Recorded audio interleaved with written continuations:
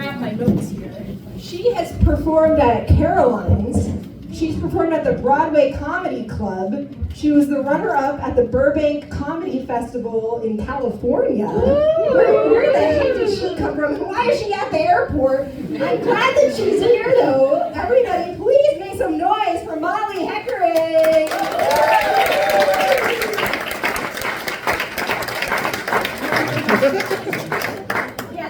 Already off for a great start. She went for a fist bump, I went in for a handshake. She went back to the fist bump, I went back to the... Hi! I've never been here before. We are in an airport. This is pretty wild. This is actually a very clandestine airport. I feel like if these runways could talk, they'd be in the Epstein files. Very strange.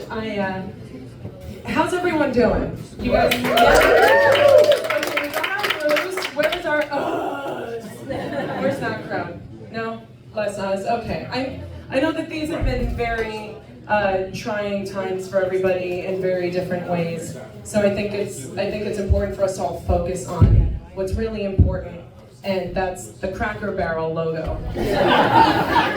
that one staple of Americana that's really holding everything together. And if you want to take some liberties with the Constitution, fine. We don't give a fuck, no one's even read it. But how dare you mess with Cracker Barrel? Unless I see a crudely drawn cartoon of some folksy old geezer sitting next to a barrel, how can I drive in with the assurance that I'm going to be able to get the things I'm so used to at Cracker Barrel, like my biscuits, my gravy, my deep vein thrombosis, my wood-branded sign that says "Bless this mess," and a cookie jar that's shaped like Aunt Jemima.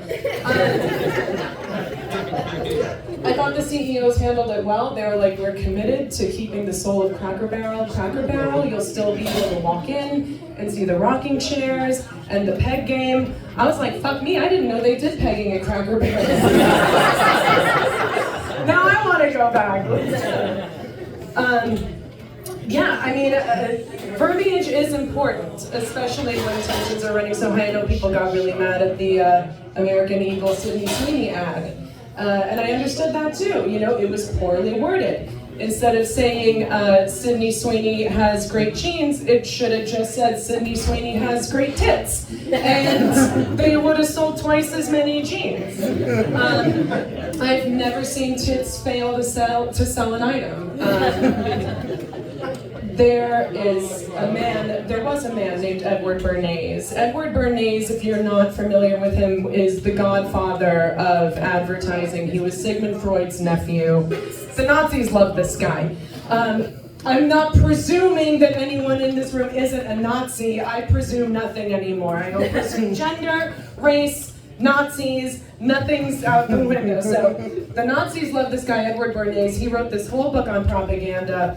He was the inventor of the focus group, subliminal messaging, all this crap.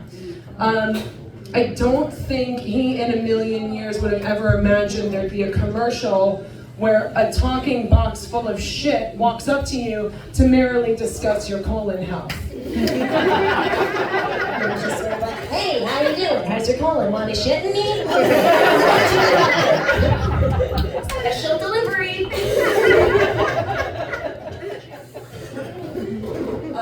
I have 2 kids. I know that's a weird segue. I'm sorry. Whenever I think about people shitting in things, I think about my children. I have an 11-year-old and a 5-year-old. The 5-year-old I had in a home birth during the pandemic. And having a home birth during a pandemic feels very dramatic in a Gone with the Wind, Little Women, old-timey white bitch kind of way. You're just lying there sweating and your nearest relative is like, scream all you want, Nelly, no one will hear you. So I had a doula to help with the pain management, and she said, it helps if you hum low tone. So I was like, oh, okay, ooh. So just for hours, I was like that, ooh, like a sad whale. And then finally she was like, oh, it also helps sometimes if you go, so I was like, oh, okay, fuck it. So I went from like sad whale to a woman sitting on a Sibian. For those of you who don't know, a Sibian's like a pommel horse that vibrates. So yeah, the baby came out, the baby was fine. The midwife snapped a photo of me afterwards. And you always want like a birth photo to be this like serene moment where you like have your rosy cheeks and your curly hair and you look like a wood nymph or some shit. Like I did not look like that. I looked like fat and wet with my pale skin and my pointy nose and my stringy hair. Like, does anyone remember the Danny DeVito death scene in Batman Returns? That's what I looked like. I did not look like a forest nymph. I looked like the Penguin, mid-depth, just like, I need a cold drink. I swear.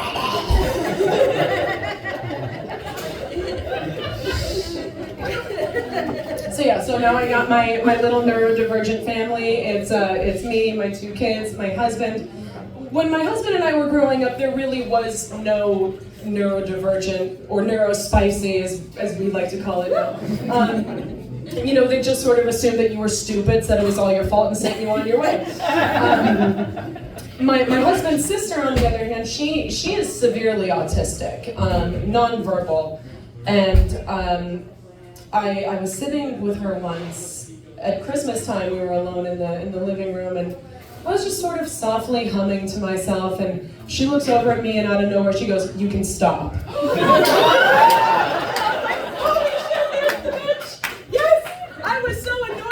Momentarily cured your autism. Now, I'm clearly not suggesting that we should simply annoy the autistic until they stop being autistic. On the other hand, it is the one thing we haven't tried. My husband and I, we have a great relationship. You know, you know, we have a good sex life. We, you know, we used to fight a lot because, like, I would pick these annoying fights because I'm desperately insecure, and I'm always turning to him for validation. And he'd be like, "It's not my job to make you feel validated," and then I'd be like, "Well, then what am I paying you for?" But you know, we have a really great relationship. Like, you know, I've become jaded to romance because when you're with someone for a very long time, you realize that all the things that you thought romance is actually like a fuck ton of red flags. And everything that you thought was really mundane is the most romantic shit in the universe. Like, he'll come home from the grocery store with hummus for me, and I didn't even ask for hummus. When most guys, they'll just like expect you to suck their dicks and they won't even offer you anything to dip it in. I think that's inconsiderate.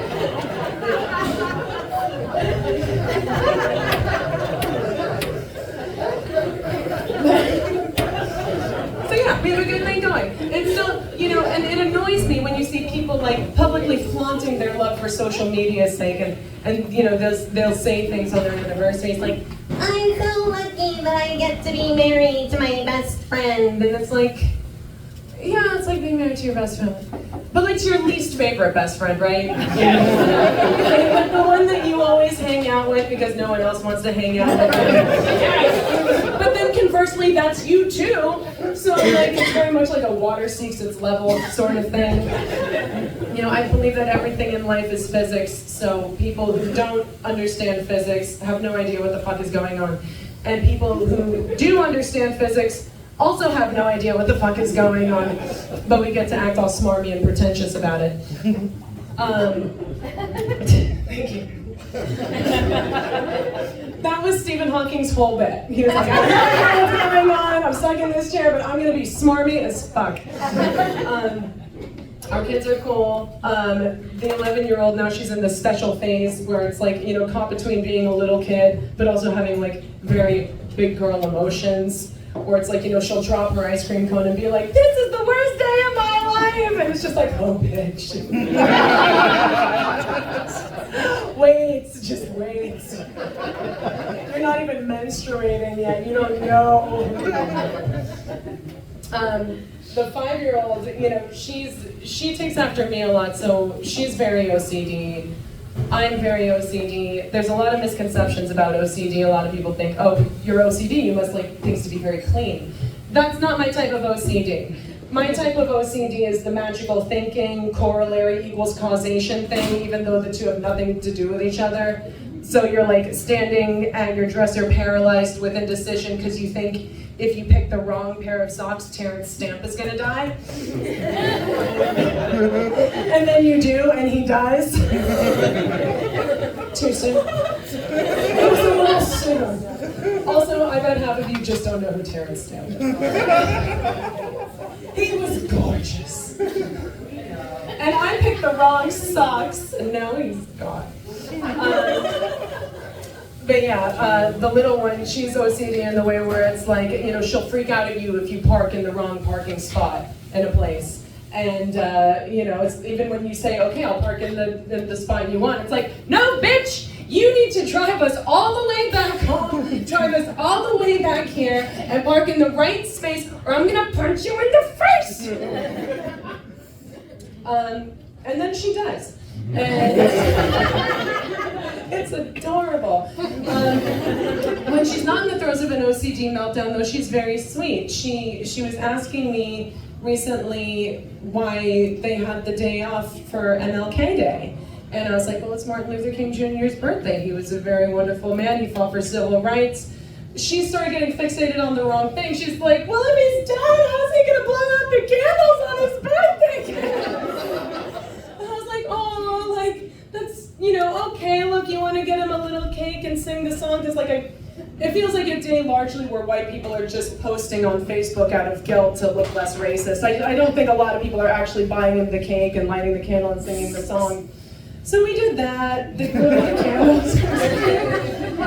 I'm not entirely sure MLK's dream included two entitled white girls eating an entire cake to their face on his birthday. But the point is, we tried. The other fun thing about having kids is that you want to share with them all the things that were special to you when you were little. So we were watching The Wizard of Oz, and it's weird when you watch the shit as an adult because it hits different. Like, it occurred to me that Glinda knew the whole time that Dorothy could get home by just clicking her heels, and that bitch said nothing. I would have been furious. Like, did you not see what they did to us? They ripped my friend's legs off, they threw him over there, they ripped his dick off, they threw him here. I'm pretty sure I'm addicted to heroin now, thanks to you. I would have clicked my heels 3 times and shoved my foot up her ass. Yeah, you want to raise your kids and, you know, instill some values, but it's hard because they don't listen to what you say. They just watch what you do and they do the exact same shit. So now I have a 10-year-old who weeps every time she's 11. I'm killing it at this motherhood thing. She's a 11-year-old who weeps every time her Tamagotchi dies, saying that she's a terrible mother. And a 5-year-old who's already going through an existential crisis because she'll just turn to me randomly and be like, Mommy, am I gonna die? And what do you say? Like, no. That only happens to children in Gaza. And in this country, what do you say? So I tried to soften the blow. I was like, you know, some people believe in reincarnation. That's where you come back as something else. I was like, you know, what if you were reincarnated, what would you want to come back as? And she was like,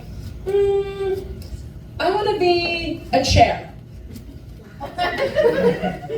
You don't want to puncture a kid's dreams by saying that you can't be a chair. So I was just like, you just go out there and be the best damn chair you can be, baby. Love you. That's my time, right? Or am I still, how long do I have? 13 minutes right now. 13 minutes right now. Yeah. I'm unsure of how to dismount. So, I do have a couple jokes that are brief, that were handed down to me from Richard Belzer that I could tell you. These are very old-timey Hitler jokes. And I'm sorry, I feel comfortable telling them because I'm Jewish. So if I can't tell them, who can? Richard Belzer can't, he's dead. there were two Jews in the Holocaust who they were planning to assassinate Hitler. And they knew that Hitler would go on an evening constitutional every night at 11 p.m. So they waited for him outside in the bushes on his path, and 11 p.m. rolls around, no Hitler. 11:30, no Hitler. Midnight, no Hitler. 1 a.m., no Hitler. One Jew turns to the other and goes, "Gee, I hope he's okay." Then